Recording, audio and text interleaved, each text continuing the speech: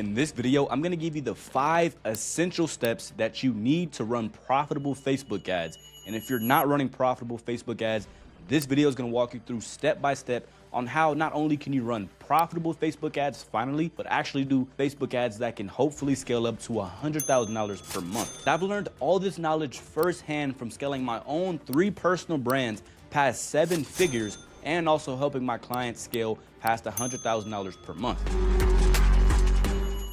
And the first step that you need for profitable Facebook ads is figuring out which testing strategy that you should be using. So depending on your niche, your brand, and your offer, anytime you want to test anything like testing your creatives, your interest, or your audience, you need to figure out which strategy is going to work best for you. If you've ever tried to run Facebook ads in the past, you'll know that when you look at the ads manager, there's a ton of options that you can choose from. On the objection side, you have sales, traffic, and like 6 of those.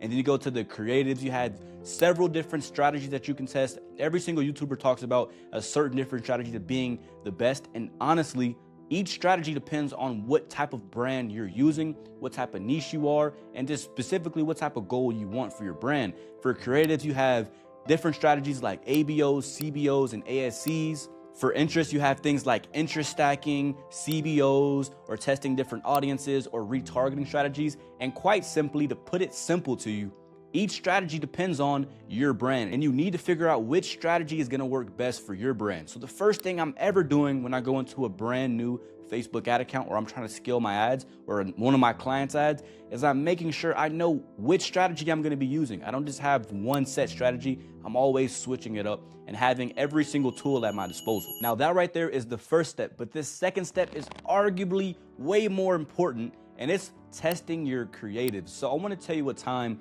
about when I was first running my brand, MuscleMax. I would spend so many hours just posting new video after new video.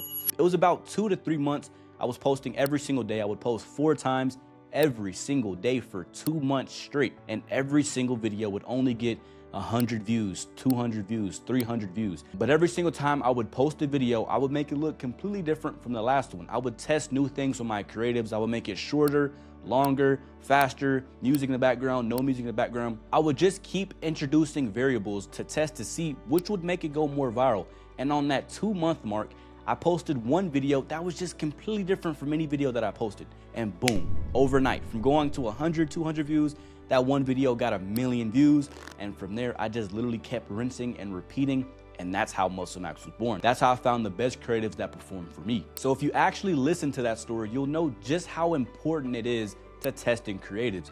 When you're testing creatives, you need to be doing different things. You don't just do one thing, it doesn't work, and you just give up. You need to be trying and testing hundreds of different creatives, but not just low quality creatives. They all need to be very engaging, high video quality, great audio. You're watching this right here and it has very good audio, very good video quality. You wouldn't be interested in it if it wasn't. One super huge important piece of advice that I could give you to try to put you on the right track is just look at what the market's currently doing. So let's say right now you're selling a push-up board. You need to be going and spying on your competitors to see which type of creatives are working best for them. I always love to use Facebook ad library to do this. I go on there and I'm looking at creatives that are similar to my niche, and I'm kind of making and not copying it one for one, but I'm taking inspiration from it, if you will, and I'm making it better, or if not the same quality. And I'm just trying to constantly improve and test all new angles. And I promise you, when you find a winning creative, it'll be night and day difference. Testing creatives is very huge, but you're not gonna be able to scale to $100,000 with just creatives. You need this third step as well, and it's testing interest. Growing up, I used to spend a lot of time indoors. I started my e-com journey when I was around 14, and I used to literally just sit there and grind. And by doing this, you know, ultimately, I was just not having a lot of social conversations or being out a lot. So I kind of developed being a little bit awkward with people, and I didn't like how my conversations were in person. So I picked up a book called How to Win Friends and Influence People. It was by Dale Carnegie, I believe.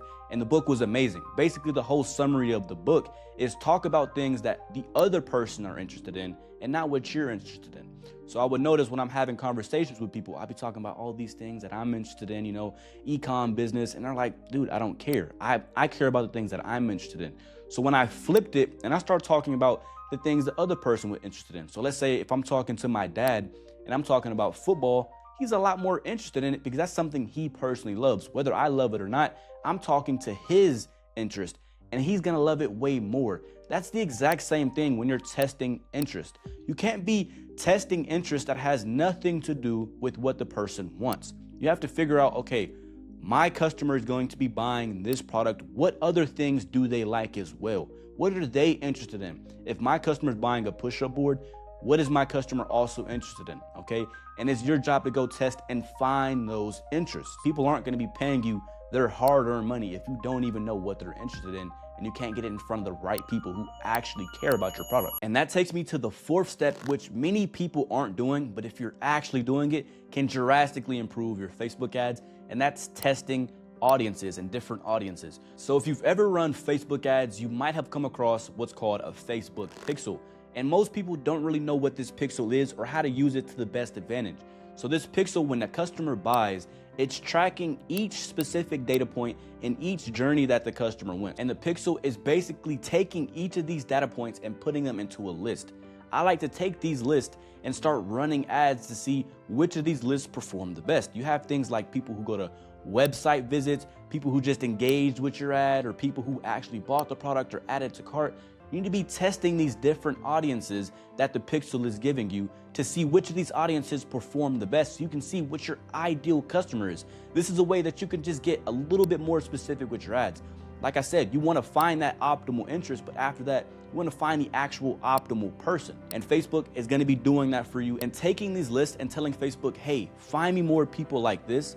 And then just seeing which one of those works the best is going to be incredible if you're trying to scale your ads to $100,000 a month. So we've covered 4 steps so far, and at this point, your ads are pretty much gonna be optimal, and it's time for you to do the 5th and final last step, scaling.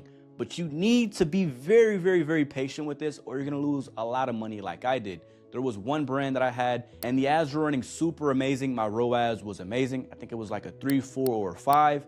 And I went in and I just cranked up the budget super high. And that day I ended up losing thousands of dollars because I didn't scale properly. There is a strategy to scaling. You don't just go in and turn up your budget because you're gonna have similar results to I had and lose thousands of dollars, or just not make as much money and be as optimal as you need to be, okay? So your ads are super optimal. You need to scale up optimally. So when you're scaling, to avoid losing as much money as I did that one day, you wanna go and take your time with it. And you wanna also do something very important. You need to make sure that you're constantly looking for the best, most optimal creative, the most optimal interest and audience. Once you found something that works for you, it doesn't mean it's gonna always work. You need to be finding new and better things just in case this one stops working or you find one that works way better than this one. I'm always consistently testing these things, and then I'm taking my time scaling and just bumping it up slowly and allowing myself to get better and better results each day. So those are the 5 essential steps that you need to be scaling your Facebook ads profitably. If you have ads or you have a brand that you want to scale to $100,000 a month and you want to work with me one-on-one, go ahead and DM me on Instagram at Fred Sanders. Just DM me the word YouTube and I'll reach out and see if we're a good fit. Anyways, I hope you enjoyed the video and I'll see you in the next one.